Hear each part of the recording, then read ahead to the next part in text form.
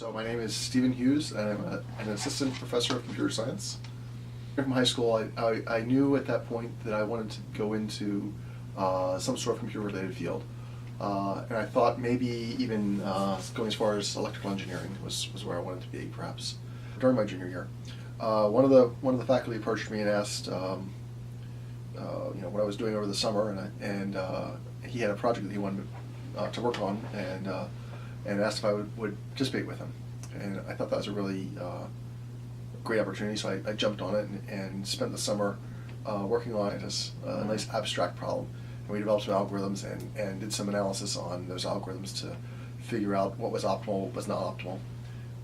And we actually ended up taking that work that we had done and submitted it to a national conference, and it was accepted. And in my senior year, I got to go and travel and present that work, and that was really a great experience, a life-changing experience. Not only because it came to such fruition, but just the idea of working side by side with this faculty member.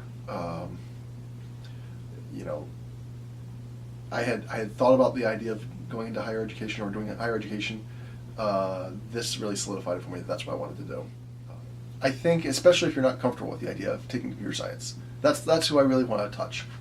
Are the people who think that it is for those people, the wizards, the geeks, the nerds, whatever, right? I really want to dispel them of that idea. We all engage in problem solving on a regular basis.